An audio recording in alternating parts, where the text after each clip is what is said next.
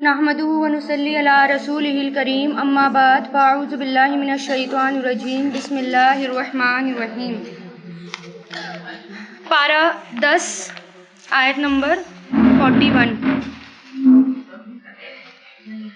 وَعَلَمُوا اور جان لو انما کہ بے شک جو غنیمتم غنیمت میں پاؤ تم من شیئن کوئی بھی چیز فَأَنَّ لِلَّهِ تو بے شک اللہ کے لیے ہے خموسہ خموسہ مطلب پانچواں اس کا پانچواں حصہ۔ اب شروع کا یاد کریے کہ کس کی بات ہو رہی تھی؟ مال غنیمت کے بارے میں، کہ لوگ پوچھتے ہیں آپ سے مال غنیمت کے بارے میں، اب اس کا کیا کریں۔ اب وہ قانون اللہ تعالیٰ نے بتایا کہ اب اس کا کیا کرنا ہے۔ یہ آیتیں پھر نازل ہوئی کہ اب ان کا کرنا کیا ہے۔ اب اللہ تعالیٰ کیا کہہ رہے ہیں؟ اب جو تمہیں مال غنیمت ملے، ٹھیک ہے، تو اس کا پانچواں حصہ کس کے لیے ہے؟ اللہ تعالیٰ کے لیے، ولی رسولی اور رسول کے لیے، ولی ذی القربہ اور قرابت داروں کے لیے۔ قرابت دار رشتہ دار، کس کے رشتہ دار؟ حضور پاک صلی اللہ علیہ وسلم کے۔ والیتامیٰ اور یتیم کے، والمساکین اور مسکینوں، وابن السبیل اور مسافروں کے لیے۔ ان کنتم اگر ہو تم آمنتم ایمان لائے باللہ اللہ پر، وما اور جو انزلنا نازل کیا ہم نے علی عبدنا اپنے بندے پر، عبد سنگولر، کس کے بارے میں؟ حضور پاک صلی اللہ علیہ وسلم۔ یوم الفرقانی فرقان کے دن، فیصلے کے دن۔ کون سا تھا یہ فیصلے کا دن؟ جنگ بدر کا دن۔ جنگ بدر کو کیا کہا جاتا ہے؟ اس دن کو فرقان کا دن، فیصلے کے دن، کیونکہ اس وقت فیصلہ ہو گیا تھا کہ کون سا دین صحیح ہے اور کون سا دین غلط ہے۔ یوما جس دن اتقا آمنے سامنے ہوئیں، الجمعانی دو جماعتیں، ڈول کا صیغہ ہے جمعانی دو جماعتیں۔ کون سی تھی دو جماعتیں؟ ایک طرف شیطان کی، کافروں کی، اور دوسری طرف مسلمانوں کی۔ اور اللہ علی کل شیء قدیر، ہر چیز پر قادر ہے۔ اب مال غنیمت کے 5 حصے ہوئے، یعنی اللہ تعالیٰ نے کیا فرمایا؟ مال غنیمت کے 5 حصے کرو۔ 4 مہاجرین کو بانٹ دیا جائے، پھر 5ویں حصے میں سے پھر 5 حصے ہوتے ہیں، یعنی 5ویں حصے میں سے بھی اب 5 حصے ہوں گے، پھر وہ حصہ دوبارہ جہاد کی تیاری کے لیے استعمال ہوتا ہے، اور حضور پاک صلی اللہ علیہ وسلم کے رشتہ داروں کے لیے اور مسکینوں کے لیے اور یتیموں کے لیے اور مسافروں کے لیے، ان سب پر یہ حصے تقسیم کیے جائیں گے۔ جو مہاجرین کو بانٹا جاتا ہے اس کی تقسیم برابر نہیں ہوتی، یعنی جو جہاد کے لیے آتے ہیں، جو مجاہدین ہوتے ہیں، ان کی تقسیم بھی برابر نہیں ہوتی۔ کیوں؟ جو پیدل جنگ کرتے ہیں ان کو ایک حصہ، اور جو سوار ہو کر جنگ کرتے ہیں ان کو 3 حصے ملتے ہیں۔ کیوں 3 حصے ان کو کیوں ملے؟ زیادہ ان کو کیوں ملا جو سواری پر آتے ہیں؟ کیونکہ انہوں نے مال بھی خرچ کیا، وہ اپنی سواری بھی ساتھ لا رہے ہیں، اور اپنی سواری لا رہے ہیں، اپنا مال خرچ کر رہے ہیں، اس لیے ان کو زیادہ حصے دیے گئے۔ حدیث میں آتا ہے حضور پاک صلی اللہ علیہ وسلم نے فرمایا، میرا جو 5واں حصہ تھا وہ بھی مسلمانوں کے لیے ہی خرچ ہوتا تھا، یعنی مسلمانوں کے بھلائی کے کاموں میں ہی وہ خرچ ہوتا تھا، یعنی نبی جو اپنا حصہ ہوتا تھا وہ بھی مسلمانوں کی بھلائی کے کاموں میں خرچ کر دیتے تھے۔ اور عربوں میں جو اسلام سے پہلے جو جنگ ہوتی تھی، یعنی اسلام آنے سے پہلے آپس میں جو جنگیں ہوتی تھی، اس میں جو مال غنیمت ملتا تھا اس میں سردار کو 4تھا حصہ ملتا تھا، لیکن جب اسلام آیا تو وہ کتنا کر دیا گیا؟ 5واں حصہ، یعنی جو سردار ہوتے تھے ان کو 4تھا حصہ جاہلیت کے زمانے میں، لیکن جب اسلام آیا تو سردار کو کتنا؟ 5واں حصہ، جو کہ کس کو؟ سردار کون تھے؟ حضور پاک صلی اللہ علیہ وسلم، اس کے بھی پھر 5 حصے ہوئے، ٹھیک ہے، وہ بھی آپ صلی اللہ علیہ وسلم خرچ کر دیا کرتے تھے۔ اچھا، حضور پاک صلی اللہ علیہ وسلم نے جب جنگ ہوئی تھی یہ والی جنگ بدر، اس کو کیسے کیا؟ یعنی ان کے ان کی جتنے بھی لوگ تھے مجاہدین تھے ان کو کیسے کھڑا کیا تھا نبی نے؟ حضور پاک صلی اللہ علیہ وسلم نے مسلمان فوج کو ہالو اسکیئر کی شکل میں کھڑا کیا تھا۔ ہالو اسکیئر کیا ہوتا ہے؟ اسکیئر اور بیچ میں سے خالی، ٹھیک ہے، تو چاروں طرف ان کو کھڑا کرا تھا اور بیچ میں سے خالی چھوڑ دیا تھا، بیچ میں اکا دکا کرا ہوگا لیکن خالی چھوڑ دیا تھا۔ ایسا کیوں کیا تھا؟ تاکہ دشمنوں کو مسلمانوں کی تعداد زیادہ نظر آئے، کیونکہ سامنے جب ہم دیکھ رہے ہیں اس وقت کیمرے تو تھے ہی نہیں کہ جو اوپر کیمرہ جو اڑ کے جاتا ہے اور وہ پتہ لگا لے کہ کیا ہے کیا نہیں، اس وقت تو جو سامنے دکھ رہا ہے وہی نظر آتا ہے۔ تو سامنے ان کو کیا دکھ رہا تھا کہ مسلمان دور تک نظر آ رہے تھے۔ اب یہ سوچو بیچ کی جگہ خالی ہے اور دور نظر آ رہے ہیں، یہاں بھی اور بیچ کی جگہ خالی اور دور، تو ان کو کیا لگ رہا تھا کتنے سارے ہیں، ان کی تعداد جو ہے کتنی زیادہ ہے. تو یہ بھی اللہ نبی کی ایک حکمت تھی کہ انہوں نے ان کو ہالو اسکوئر میں کھڑا کیا. اذ انتم جب تھے تم، بالعدوتی، عدوہ کس کو کہتے ہیں؟ کنارے پر، کنارے پر، عدوتی کنارے پر تھے، القصویٰ قصویٰ دور کے کنارے پر، والرقب رقب قافلہ، اور قافلہ، اسفلا اسفل کس کو کہتے ہیں؟ نیچے، سب نیچے تھا، منکم تم سے. کون سا قافلہ؟ میں نے بتایا تھا نا، یہ بات یاد رکھنا آگے بھی آئے گی. ابو سفیان کا جو تجارتی مال لے کر آ رہا تھا اتنے کروڑوں کا، اور اس نے راستہ بدل دیا تھا تو وہ نیچے کی طرف سے جا رہا تھا، ٹھیک ہے. اور قافلہ اسفلا نیچے تھا، منکم تم سے، ولو اور اگر، تواعدتم آپس میں وعدہ کرتے تم. دیکھو تواعدتم، ٹھیک ہے، کہ آپس میں تم وعدہ کرتے، ٹھیک ہے. یہ کیا ہے؟ آپ ایک دوسرے سے وعدہ کرنا. ایک تو وعدہ ہوتا ہے اس نے وعدہ کیا، لیکن یہ کیا ہے؟ تواعدتم آپس میں معاملہ کرنا، آپس میں وعدہ کرنا. اس میں دو لوگ شامل ہوتے ہیں، ایک سے زیادہ شامل ہوتا ہے، ٹھیک ہے. آپس میں وعدہ کرتے تم، لاختلفتم تو ضرور اختلاف کرتے تم، فی المیعاد مقرر وقت کے بارے میں. میعاد مطلب مقرر وقت.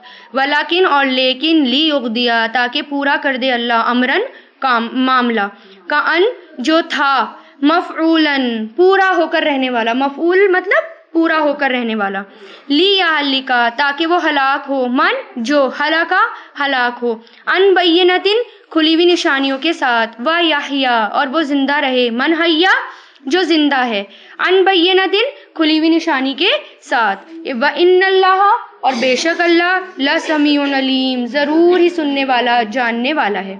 اب اس میں کیا ہے؟ جنگ بدر کے بارے میں اللہ تعالیٰ اس میں بتا رہے ہیں کہ یہ جو ہے اچانک سے یہ جنگ کیوں ہوئی، اس کے بارے میں بتایا نہیں گیا تھا. نہیں پتا تھا نا صحابہ کرام کو پہلے سے کہ اس ٹائم پر اور اس دن جنگ ہوگی. اور اگر بتا دیا جاتا کہ اس ٹائم پر جنگ ہوگی، چلو جنگ کی تیاری کرو، تو کیا ہوتا؟ مسلمانوں کے حوصلے پست ہو جاتے، شاید وہ لڑنے لگتے، اختلاف کرنے لگتے. کچھ کہتے کہ نہیں یہ صحیح ٹائم نہیں ہے جنگ کرنے کا، اور کچھ کہتے کہ نہیں یہ صحیح ٹائم ہے جنگ کرنے کا. یہی ہوتا نا. تو اس میں اللہ تعالیٰ کیا کہہ رہے ہیں کہ اس کی مصلحت کیا تھی؟ ایک تو مسلمان ہر اعتبار سے کمزور تھے. اللہ تعالیٰ کہہ رہے کہ تمہاری تعداد بھی کم تھی، تمہارے پاس ہتھیار بھی نہیں تھے، تم ہتھیاروں سے بھی خالی تھے، اور تمہارے پاس میدان میں وہ والا حصہ آیا تھا جو حصہ بہت ریتیلا تھا، جہاں چلنا مشکل تھا اور دور دور تک پانی نہیں تھا. اور دشمنوں نے جا کر وہ حصہ لے لیا جو کہ جس کی زمین زرخیز تھی، اچھی تھی، اور پانی بھی اویلیبل تھا، ٹھیک ہے. اور دشمن کی تعداد بہت زیادہ تھی، تمہاری تعداد بہت کم تھی. مطلب ہر اعتبار سے جنگ کے لیے ماحول تھا ہی نہیں، سچویشن وہ جنگ والی تھی ہی نہیں. اس لیے اگر اللہ تعالیٰ پہلے ہی بتا دیتا کہ اس دن کو میں نے چنا ہے تمہارے لیے جنگ کے لیے، تو کیا ہوتا؟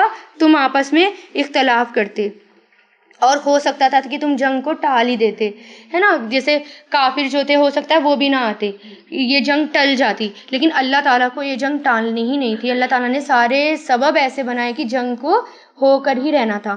پھر اللہ تعالیٰ کہہ رہے ہیں کہ میں نے دیکھو تمہاری کس طرح مدد کی، کہ ایک قافلہ تمہارے نیچے جا رہا تھا. اگر وہ اتنے ہزاروں کی تعداد میں تھے، وہ ابو سفیان کے ساتھ جو قافلہ تھا تجارتی مال کا، اگر وہ مل جاتا تو کیا ہوتا؟ اچھا یہ بھی ہے کہ اللہ تعالیٰ کہہ رہے ہیں کہ دیکھو قافلہ اگر آ جاتا، تم سے مل جاتا، ہزاروں کی تعداد میں تھا وہ قافلہ، پھر کیا ہوتا؟ یعنی ایک تو پہلی دشمن زیادہ تھے، پھر اور زیادہ ہو جاتے، اور ہو سکتا تھا وہ آ جائے، لیکن اللہ تعالیٰ نے اس کے دل میں ڈالا، اور وہ رعب ایسا ڈالا ان کے دل میں مسلمانوں کا کہ وہ کنارہ کر گئے، وہ چلے گئے.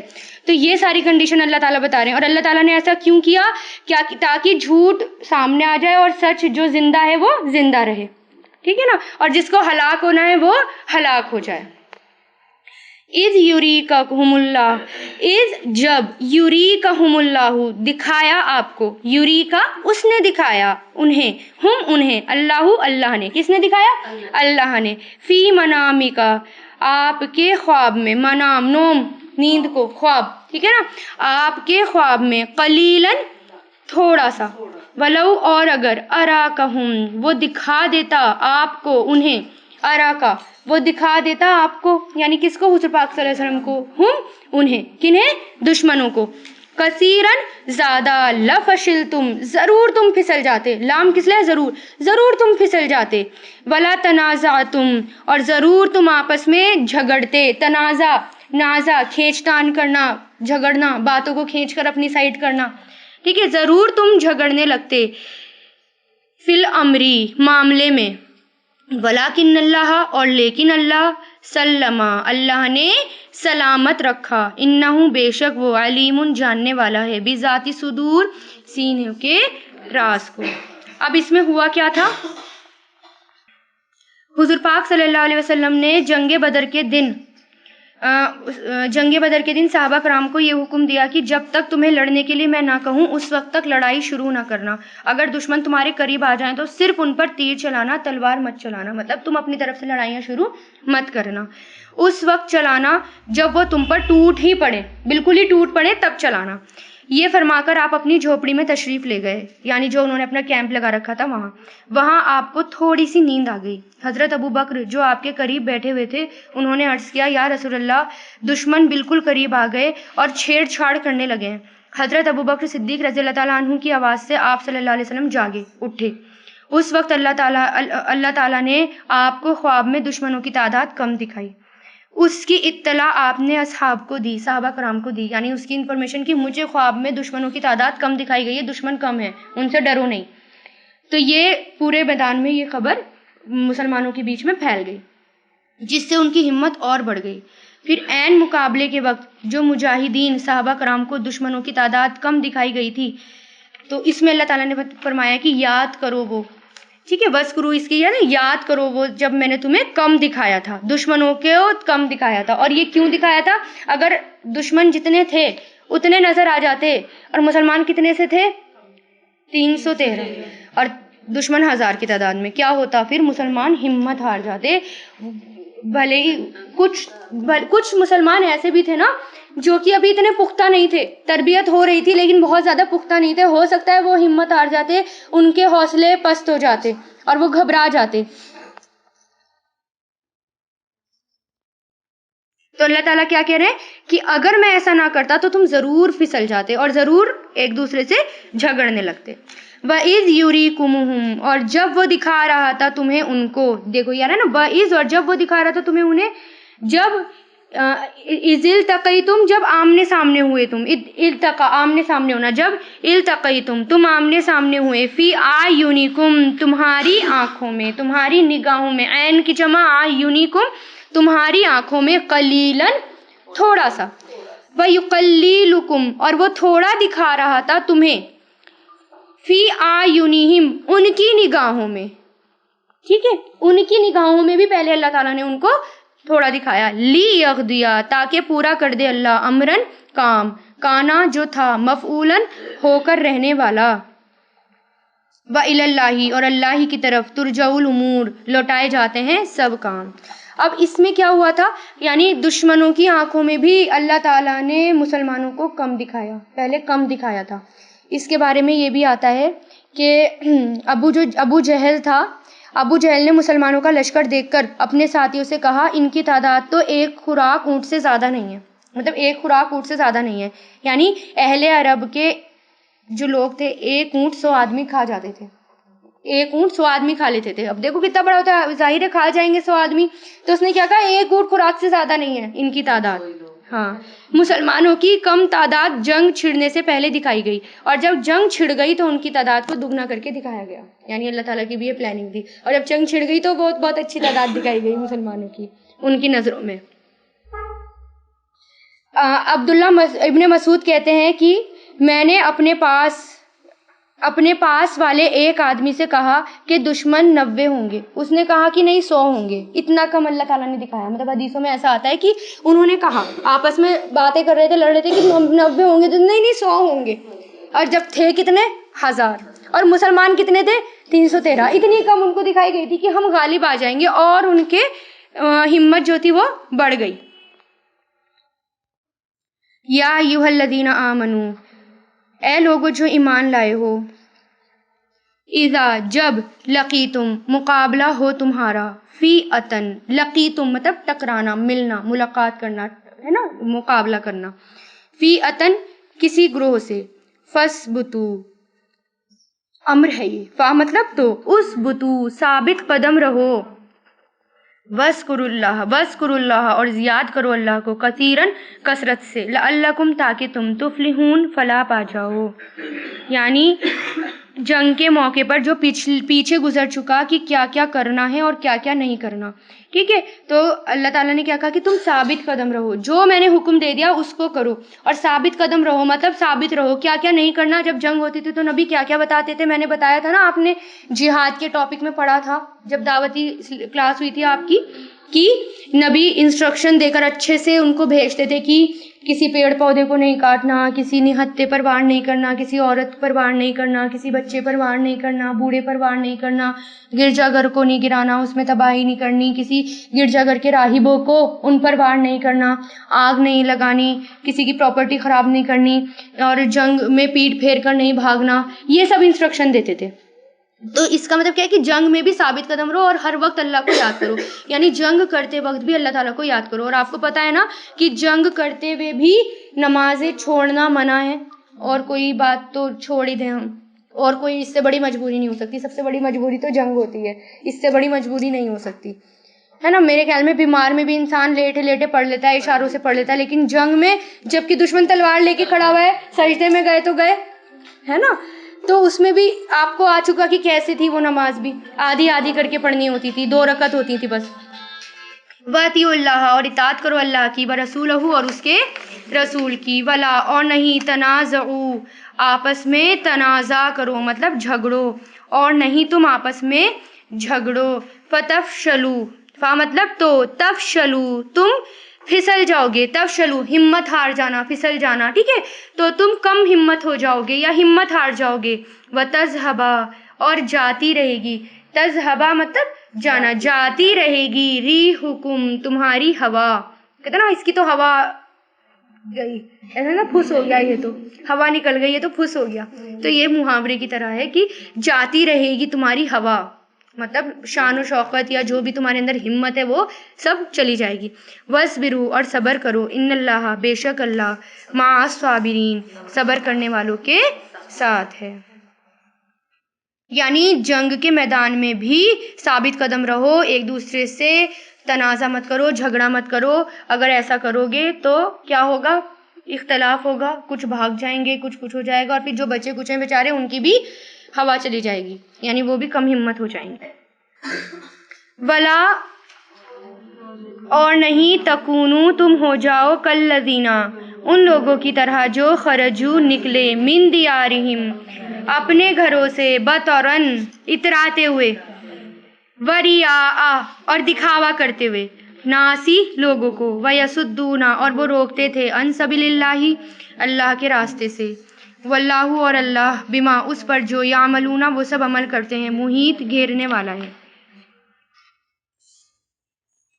اب یہ آیت کس کے بارے میں نازل ہوئی؟ یہاں اشارہ مشرکین کی طرف ہے، جن کے سردار ابو جہل نے جب اپنا لشکر مکہ سے نکالا تو بہت دھوم دھام، باجے اور شور اور ہنگامے کے ساتھ نکالا، لوگوں پر اپنا رعب بٹھانے کے لیے کہ ہم دیکھو کتنے ہیں تعداد میں، اور مسلمان مٹھی بھر ہیں، ہم تو ان کو ہرا کر ہی آئیں گے. مطلب اتنا کانفیڈینس تھا اس کو نکلتے وقت کہ ہم تو ان کو مسلمانوں کو ہرا کر ہی آئیں گے، دیکھو ہماری تعداد کتنی ہے. خوب تالیاں بج رہی تھی، خوب شور غل ہو رہا تھا. اب جب راستے میں پہنچا تو اسے پتا چلا کہ ابو سفیان تو جو ہیں وہ راستہ پلٹ کر جا رہے ہیں، اب جنگ کی کوئی ضرورت نہیں ہے. یہ پتا چل گیا تھا اس کو، کیونکہ جنگ کس کی وجہ سے ہوتی، تجارتی قافلہ جو تھا اس کی وجہ سے جنگ ہو رہی تھی. لیکن جب اسے پتا چلا کہ وہ تو کنارہ کر گیا تو اب تو جنگ کی ضرورت نہیں ہے، تو اس نے کیا کہا اپنے غرور سے کہ ہم واپس نہیں جائیں گے وہاں، اور ہم جو ہے خوشی منائیں گے، عورتیں ہوں گی، قاصد ہوں گے، گیت بجائیں گے، گانا بجائیں گے، اور وہاں شراب پئیں گے، مزے کریں گے، 3 دن تک اونٹ سبا کریں گے تاکہ یہ دن عرب میں یادگار رہے. اور جب وہاں پہنچے تو کیا ہوا، سب یادگار ہی رہا، وہ دن بھی یادگار ہی بنا، بس وہ کسی اور طریقے سے یادگار بنا. تو وہ لوگوں کو دکھاتے ہوئے جا رہا تھا. وَإِذْ زَيَّنَا اور جب خوشنما کر دیا، مزین کر دیا، خوشنما کر دیا ان کے لیے، شیطان نے، اعمالہم ان کے اعمال کو، وقالا اور اس نے کہا، لا غالبا نہیں کوئی غالب آنے والا، لکم تم پر، الیوما آج کے دن، من الناسی لوگوں میں سے، و انی اور بے شک میں، جارن جار حمایتی ہوں، قریبی کے لیے پہلے بھی آیا یہ قریب والا پڑوسی دور والا جار کہ میں حمایتی ہوں، ہم سائے کے لیے آیا تھا یہ ورڈ جب آپ پراپرٹی کا پڑھ رہے تھے نا، ہم سایہ ہوں تمہارا، ہم سایہ کون ہوتا ہے؟ جو ہر وقت ساتھ رہتا ہے اور جو دکھ درد میں ہماری مدد کرتا ہے، اس لیے وہ پڑوسی بھی آتا ہے اس میں، تو میں تمہارا حمایتی ہوں۔ فلما تو جب تراءتی ایک دوسرے کو دیکھا، الفئتانی دو گروہ نے، ڈول کا صیغہ ہے نا، فئتانی دو گروہ نے، نقصا پلٹ گیا، نقص کس کو کہتے ہیں؟ پلٹ کر بھاگ جانے کو، پلٹ گیا مطلب پلٹ کر بھاگ گیا، علی عقیبیہ اپنی دونوں ایڑیوں پر، عقیبیہ یہ بھی ڈول گئے، اپنی دونوں ایڑیوں پر، وقالا اس نے کہا، انی بے شک میں، بری ہوں، منکم تم سے، انی بے شک میں، ارا میں دیکھ رہا ہوں، ما جو لا ترونا نہیں تم دیکھ رہے، انی بے شک میں، اخافو میں ڈرتا ہوں اللہ سے، واللہ اور اللہ، شدید العقاب سخت سزا دینے والا ہے۔ اب اس کے بارے میں کیا آتا ہے کہ شیطان نے ایسا کب کیا؟ شیطان وہاں پر جنگ بدر میں کس کے شکل میں آیا تھا؟ سراقہ کی شکل میں، ٹھیک ہے، اس کی تفسیر سنیں۔ جب قریش مکہ کا لشکر مسلمانوں کے مقابلے کے لیے مکہ سے نکلا تو ان کے دلوں میں یہ خطرہ تھا کہ قریب میں جو قبیلہ ہے بنو بکر، ان کے قریب میں ایک قبیلہ کون سا تھا؟ بنو بکر، وہ ہمارا دشمن ہے، ایسا نہ ہو کہ ہم مسلمان کے مقابلے پر جائیں اور یہ دشمن قبیلہ موقع پا کر ہمارے گھروں میں گھس جائے اور عورتوں اور بچوں کو ان پر چھاپا مار دے۔ یہ اسی سوچ میں تھے کہ اچانک شیطان سراقہ بن مالک کی صورت میں اس طرح سامنے آیا کہ اس کے ہاتھ میں جھنڈا تھا اور اس کے ساتھ ایک دستہ بہادر فوجوں کا بھی تھا، مطلب کچھ فوجیں بھی تھیں اس کے ساتھ۔ سراقہ بن مالک اس علاقے اور قبیلے کا بڑا سردار تھا، مطلب اس کی شکل میں آیا تھا اور بیچارے کو پتہ ہی نہیں، وہ تو گھر پہ بیٹھا تھا اس کی شکل میں، جبکہ وہ سب بڑا تھا، قبیلے کا سردار تھا، جن سے حملے کا خطرہ تھا۔ کس کی شکل میں آیا؟ جن سے وہ ڈر رہے تھے، یعنی کہیں وہ ہم پر اٹیک نہ کر دیں، ان سب کا وہ سردار تھا۔ اس نے آگے بڑھ کر قریشی نوجوانوں سے خطاب کیا اور بولا کہ تم جو ہے پریشان مت ہو، اس سے بے فکر ہو جاؤ، آج تم پر کوئی بھی غالب نہیں آ سکتا اور وہ قبیلہ تم پر اٹیک نہیں کرے گا، تمہارے گھروں میں وہ چھاپا نہیں مارے گا، اس سے تم بے فکر ہو جاؤ۔ اور یہ بھی تسلی دلائی کہ مسلمانوں کی تعداد تو بہت تھوڑی ہے اور تم بہت زیادہ ہو، تم ہی غالب رہو گے، آج تم پر کوئی غالب نہیں آ سکتا، تم ہی غالب رہو گے۔ دوسرا دھوکہ یہ دیا کہ تمہیں جو قبیلہ بنو بکر سے خطرہ ہے اس سے مطمئن رہو، اس کی ذمہ داری میں لیتا ہوں، کیونکہ وہ سب کا سردار تھا، جتنے بھی جو قبیلے ملے ہوئے تھے ان سب کا سردار تھا، ان کی ذمہ داری میں لیتا ہوں، وہ حملہ آور نہیں ہوں گے، اور میں تمہارا حمایتی ہوں گا۔ بہرحال شیطان کی فریب کی باتوں میں وہ لوگ آ گئے اور اطمینان سے وہ جنگ میں پہنچے۔ جب دونوں لشکر مقابلے کے لیے آمنے سامنے ہوئے، یعنی یہاں پر کافر اور وہاں پر مسلمان، جب آمنے سامنے ہوئے تو ایک دم پیٹ پھیر کر بھاگ گیا، اور حارث بن حشام نے اس سے کہا کہ تم کیوں بھاگ رہے ہو؟ تو شیطان نے جواب دیا کہ مجھے وہ چیز نظر آ رہی ہے جو تمہیں نظر نہیں آ رہی، یعنی فرشتے، کیونکہ شیطان جن تو دیکھ سکتے ہیں، فرشتے وہ تو دیکھ سکتا تھا، ابلیس تو رہتا ہی تھا فرشتوں کے ساتھ، تو اس نے کہا میں وہ دیکھ رہا ہوں جو تم نہیں دیکھ رہے، اور پلٹ کر بھاگ گیا۔ اس وقت شیطان نے حضرت جبریل علیہ السلام کو اور ان کے ساتھ فرشتوں کا لشکر دیکھا تو گھبرا گیا، کیونکہ اتنی تیزی سے بھاگا شیطان کہ پورے راستے اس نے پیچھے مڑ کر بھی نہیں دیکھا کہ ہو کیا رہا ہے، اتنی تیزی سے بھاگا کیونکہ وہ ڈرتا تھا، فرشتوں کی طاقت تو اس سے کہیں زیادہ تھی، تو وہ ڈرتا تھا، اور دونوں ہاتھ پیچھے مڑ کر بھی نہ دیکھا، اور آخر جا کر سمندر میں گر پڑا اور دونوں ہاتھ اٹھا کر کہنے لگا، اے میرے رب، آپ نے اپنا وہ وعدہ پورا کر دیا جو تو نے مجھ سے کیا تھا، اے اللہ میں تجھ سے درخواست کرتا ہوں کہ اس مہلت تک جو تو نے مجھے قیامت تک دی ہے اس تک مجھے بچا لے۔ یہ دعا اس نے اس لیے کہ شاید اسے خوف ہوگا جبریل علیہ السلام کا خوف تھا کہیں وہ مجھے مار کے بھگا نہ دے، اس لیے اس نے وہ دعا کی تھی، روایتوں میں یہ بھی آتا ہے جب جنگ ختم ہو گئی اور قریش مکہ واپس آئے تو ان میں سے کسی کی ملاقات سراقہ بن مالک سے ہوئی تھی. اس نے کہا کہ اے سراقہ، تم نے تو عین جنگ کے وقت ہمیں خوب دھوکہ دے دیا. تمہاری اس حرکت سے ہمارے نوجوانوں کی ہمت ٹوٹ گئی اور آخر کار ہم ناکام ہو کر لوٹے. سراقہ یہ باتیں سن کر حیران ہو کر کہنے لگا، میں تو تمہارے ساتھ گیا ہی نہیں تھا، وہ تو وہاں سے بھاگا کب؟ اِذ یقولو، جب کہہ رہے تھے، المنافقون منافق، والذین اور وہ لوگ جو فی قلوبہم ان کے دلوں میں مرض تھا، بیماری تھی، غراہو دھوکے میں ڈال دیا انہیں. غرہ کسے کہتے ہیں؟ دھوکے میں ڈالنا.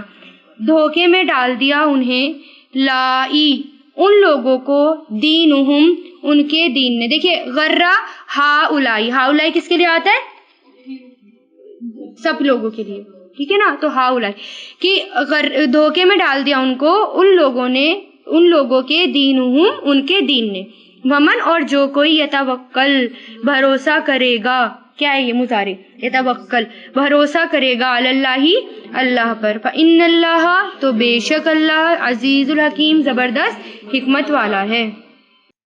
یعنی منافق اور وہ لوگ جن کے دلوں میں مرض تھا وہ کیا کہہ رہے تھے کہ ان کو تو ان کے دین نے دھوکے میں ڈال دیا. یہ واقعہ کب ہوا تھا؟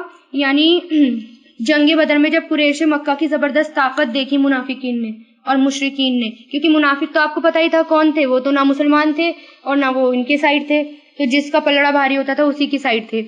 تو انہوں نے جب یہ دیکھا کہ قریش کی طاقت اتنی زبردست ہے اور مسلمانوں کی طاقت اتنی کمزور ہے اور ان کے پاس تو کچھ بھی نہیں ہے، تو کیا کہنے لگے ایک دوسرے سے کہ دیکھو ان کو ان کے دین نے دھوکے میں ڈال دیا، ان کو لگتا ہے کہ یہ جیتیں گے، حالانکہ یہ جیتیں گے نہیں، اتنی کم جماعت کے ساتھ یہ کیسے جیت جائیں گے، تو ان کو تو ان کے دین نے دھوکے میں ڈال دیا. ایسی باتیں وہ آپس میں کر رہے تھے.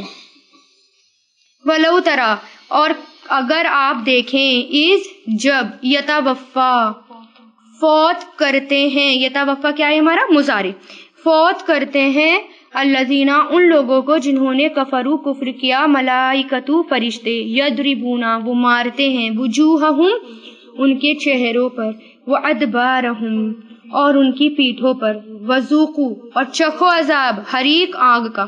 اب یہاں پر یہ بھی بات ہے کہ وہ کہتے ہیں، یعنی مارتے مارتے وہ کہتے ہیں چکھو عذاب آگ کا. اس کا مطلب یہ ہے کہ اس میں یہ تھا کہ فرشتے، اللہ تعالیٰ یہ کہہ رہے کہ جب فرشتے ان کی روح قبض کرتے ہیں تو اس وقت چہرے اور پیٹھوں پر مارتے جاتے ہیں، اور کیا کہتے جاتے ہیں کہ یہ عذاب تو کچھ بھی نہیں ہے، دنیا کا عذاب جو ہم تمہیں مار رہے ہیں یہ تو بہت کم ہے، ابھی تم آگے جہنم کا عذاب دیکھنا کہ وہ کیسا ہوتا ہے. اکارڈنگلی کریں گے، لیکن ہر جگہ نہیں. بہت دیکھو، اگر ہم اس کو ان جنرل لیں گے کہ دو طرح سے اس کی تفسیر ہے، اگر ہم اس کو جنرل لیں گے تو کاش آپ دیکھیں جب فوت کرتے ہیں ان لوگوں کو جنہوں نے کفر کیا فرشتے، اور یہ بھی کہ کاش آپ دیکھتے جب فوت کر رہے تھے ان لوگوں کو جنہوں نے کفر کیا ہمارے فرشتے. یہ کب کی بات ہو رہی ہے؟ کیونکہ یہ جنگ بدر کی بات ہو رہی ہے، لیکن یہ اس سے ریلیٹڈ نہیں ہے، یہ تو عام بات بھی ہے، اس لیے ہم اس کو ایسے کر رہے ہیں. ورنہ یہ بھی کیا جا سکتا ہے اس کے معنی کہ جب فوت کر رہے تھے، یہ بھی اس کے معنی کیے جا سکتے ہیں. ٹھیک ہے، تو وہ غلط نہیں ہے. اس کے ساتھ ہم جب کرتے ہیں تو وہ پاسٹ میں ہی رہتا ہے زیادہ تر.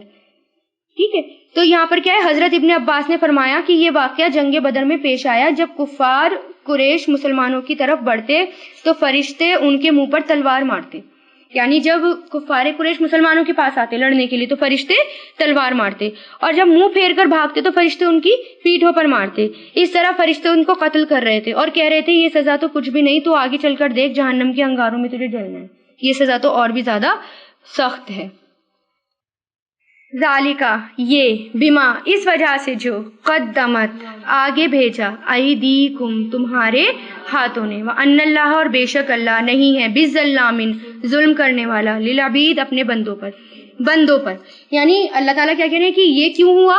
کیونکہ جو تم نے اپنے لیے آگے بھیجا، اس لیے صرف دنیا کا مال سمیٹنے میں نہ لگے، آخرت کی کرنسی بھی اکٹھی کریں اپنے پاس.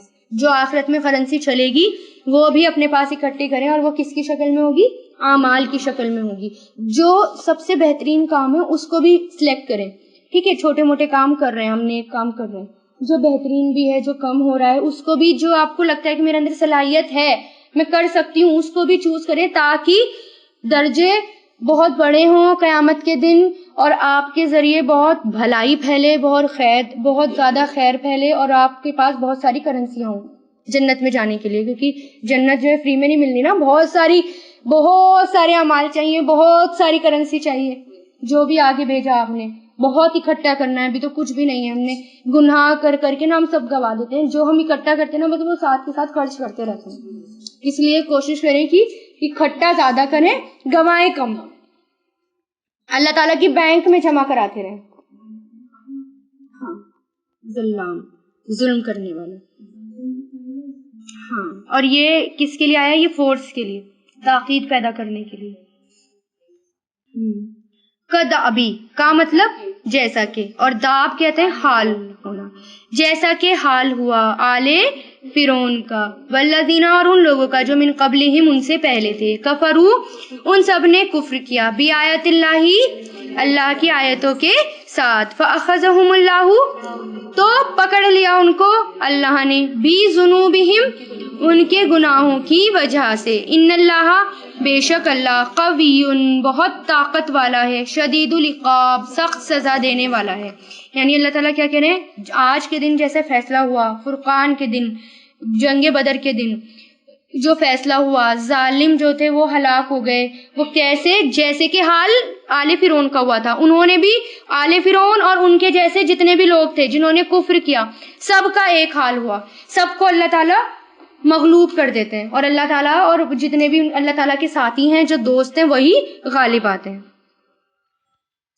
ذالکا یہ بِأَنَّ اس وجہ سے کہ بے شک اللہ لم نہیں، یکو ہے، مغیرن تبدیل کرنے والا. غیر کہتے ہیں علاوہ کو، یہ فاعل ہو گیا.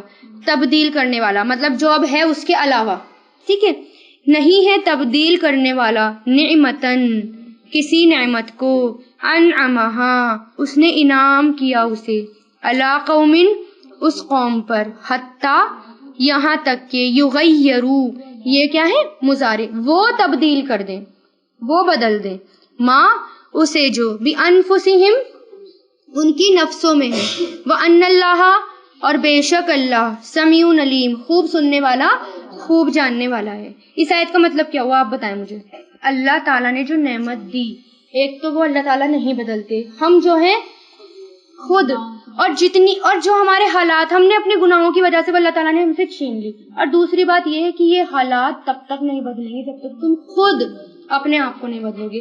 جب آپ نے اپنے آپ کو بدل لیا، اپنے آپ کو پھر محنت کی، اصلاح کر لیا اپنی، تب اللہ تعالیٰ تمہارے اوپر پھر خوشحال حالات لے کر آئیں گے.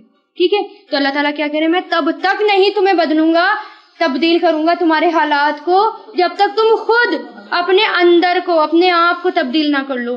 اب آپ کیا سوچیں؟ یہ سوچیں کہ میں کیا کر رہی ہوں، میں کہاں اسٹینڈ کرتی ہوں. جب بھی آپ کسی سے بات کریں تو کسی تیسرے کو آپ بیچ میں نہ لائیں، صرف اپنی اور اس کے بارے میں بات کریں. جو بھی بات کرنی ہے خوب بات کر لیں، کسی تیسرے کو بیچ میں نہ لائیں. جہاں آپ کسی تیسرے کو بیچ میں لے آئے وہیں سے غیبت اسٹارٹ ہو گئی اور وہیں سے برائیاں اسٹارٹ ہو گئی. ٹھیک ہے نا. آپ کیا کریں؟ آپ یہ سوچیں مجھے کسی تیسرے کو لانا ہی نہیں اپنی باتوں کے بیچ میں، صرف اپنی باتیں کریں، جو بھی باتیں کرنی ہے آپس میں ایک دوسرے کی. ٹھیک ہے. اب کسی تیسرے کا لانے کا مطلب کیا ہے؟ مکمل جو ہے غیبت چھوٹ گئی. اگر آپ نہیں لائیں گے کسی کو تو غیبت ہوئی کہاں؟ پھر نہیں ہوئی. اور اپنے آپ کو بدلیں، اپنے حالات کو بدلیں، قرآن کو پڑھیں، اس کو فالو کریں. جب تک نہیں بدلیں گے ہمارے اوپر ظالم بادشاہ حاوی رہیں گے. جب ہم اپنے آپ کو جس دن بدل لیں گے، سدھر جائیں گے، اللہ کے کلام کے اکارڈنگ چلیں گے، اس دن ہمارے حالات اچھے ہو جائیں گے. اگر ہم اپنے حالات اپنے آپ کو بدل لیں گے تو اللہ تعالیٰ ہمارے حالات بھی اچھے کر دیں گے، وہ بدل دیں گے. کدابی جیسے کہ حال ہوا آل فرعون. دوبارہ اللہ تعالیٰ نے یہ بات ریپیٹ کری. اللہ تعالیٰ دوبارہ کیوں ریپیٹ کرتے ہیں؟ تاکید کے لیے، فورس پیدا کرنے کے لیے. تو ہونا ہی ہے ہر حال میں، یہ اس کا ریزن یہ ہے، بار بار یاد دلا دے. جیسا انہوں نے کیا تھا ویسا ہوا اور ایسا ہی ہوتا چلا آئے گا. جیسے کہ حال ہوا آل فرعون کا، والذین اور ان لوگوں کا جو من قبلہم ان سے پہلے تھے، کذبوا انہوں نے جھٹلایا، بی آیاتی آیتوں کو، ربہم اپنے رب کی، فاہلکناہم تو ہلاک کر دیا ہم نے انہیں، بذنوبہم ان کے گناہوں کی وجہ سے.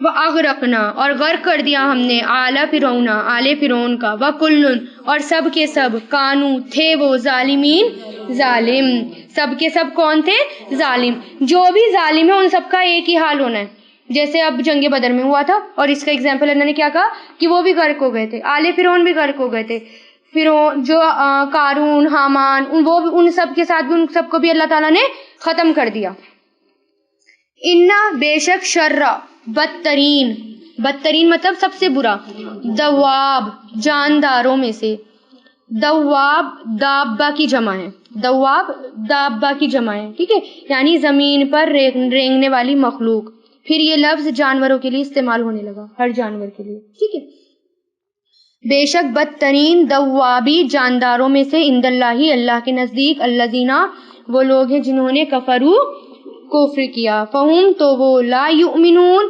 نہیں مان لائیں گے یعنی جانوروں سے بھی زیادہ بدترین مخلوق کون ہے جو کفر کیا اور جو کفر کرتے ہیں اور جو ہٹ درم رہتے ہیں پھر وہ ایمان لاتے ہی نہیں ہیں پھر اللہ تعالیٰ ان کے دلوں پر مہر لگا دیتے ہیں الذین وہ لوگ جو آہدتا عہد کیا آپ نے منہم ان سے ثم پھر ینقضون وہ توڑ دیتے ہیں عہدہم اپنے عہد کو ان کے عہد مطلب اپنے عہد فی کلی مرتن ہر بار ہر مرتبہ وہم اور وہ لا یتقون نہیں تقوی کرتے کس کے بارے میں بات ہو رہی ہے یہ کون ہے یہ لوگ یہودیوں کا ایک قبیلہ تھا بنو قریظہ ان سے ان کی عہد شکنی کے بارے میں بتایا کہ انہوں نے عہد توڑ دیا حضور پاک صلی اللہ علیہ وسلم نے ان سے عہد لیا تھا کہ وہ مشرکین کی مدد نہیں کریں گے مگر انہوں نے اپنے کیے ہوئے عہد کو توڑ دیا اور جنگ بدر کے موقع پر مشرکین مکہ کو ہتھیار پہنچائے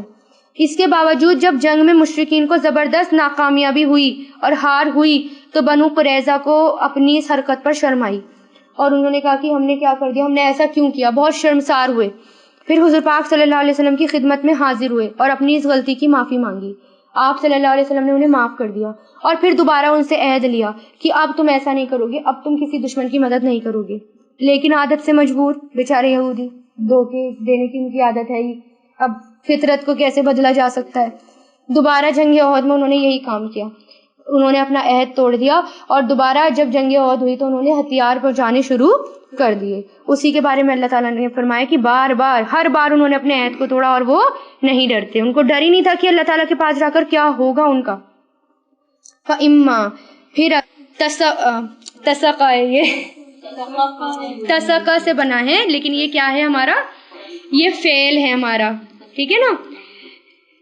تو آپ پائے انہیں یہ پہلے بھی آیا تھا یہ ورڈ کس میں آیا تھا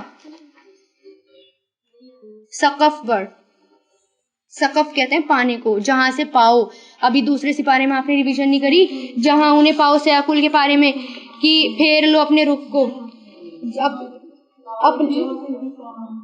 ہاں جہاں کہیں بھی ان کو پاؤ سقفتموہم تو اسی سے یہ بنا ہے ٹھیک ہے نا تو تسقفنہم آپ پائیں انہیں فی الحربی جنگ میں فشرد تو مار بھگاؤ شرد امر ہے یہ مار بھگانا مار بھگاؤ بہم ان کے ذریعے من انہیں جو خلفہم پیچھے ہیں ان کے خلف پیچھے لعلہم تاکہ وہ یذکرون نصیحت پکڑیں نصیحت پا جائیں اب جنگ کے موقع پر ہے یعنی اب جنگ شروع ہو گئی ہے اب ان کو چھوڑو نہیں اب جہاں بھی وہ آپ کو ملے آپ ان سے جنگ کریں یعنی بعد میں یہ اس آیت میں بعد میں کہا گیا ہے حضور پاک صلی اللہ علیہ وسلم سے کہ جب بھی آپ یہودیوں پر قابو پا لیں ان یہودیوں پر جو بار بار آپ سے عہد توڑ رہے ہیں پھر آپ ان کو چھوڑیں نا اب کی بار ان کو موقع نہ دیں کتنی بار انسان کو موقع مل سکتا ہے نا ایک بار دے دیا دو بار دے دیا لیکن وہ بار بار عہد شکنی کرتے تھے وَإِمَّا اور اگر تخافنا آپ خوف کرتے ہیں تخافنا یہ کس میں تاکید کے لیے اس میں نون کے اوپر بھی شت آ گیا خوف ڈرنے کو کہتے ہیں اور یہ تجدید آ گئی تاکید آ گئی تو کیسے پڑھیں گے اگر آپ واقعی خوف رکھتے ہیں من قوم کسی قوم سے خیانت کا فمبز تو پھینک دیجئے نبذا فَانبِذْ تو پھینک دیجئے الیہم ان کی طرف پھینک دیجئے. مطلب اگر آپ واقعی خوف رکھتے ہیں کہ اب یہ دوبارہ توڑ دے گا عہد کو تو آپ بھی عہد توڑ دیں. اب آپ پرواہ نہ کریں عہد کی، اب آپ ان کی طرف پھینک کر ماریں، یعنی اب آپ اپنی طرف سے عہد کو توڑ دیجئے. علی سوائن برابر پر، مطلب جس طرح انہوں نے توڑا اس طرح آپ بھی توڑ دیں. ان اللہ بے شک اللہ لا یحب نہیں وہ پسند کرتا خائنین خیانت کرنے والوں کو. یعنی اگر آپ کو کسی قوم سے یہ خطرہ ہو کہ وہ اپنا عہد توڑ دے گی تو ان سے کہیں کہ ہم تمہاری ان باتوں سے باخبر ہیں، یعنی تم بار بار توڑ چکے ہو، ہم تمہاری اس باتوں سے باخبر ہیں، لہٰذا ہم اب کانٹریکٹ نہیں رکھ سکتے، اب ہم بھی کانٹریکٹ کو توڑتے ہیں، کیونکہ اللہ تعالیٰ خیانت کرنے والے کو پسند نہیں کرتا.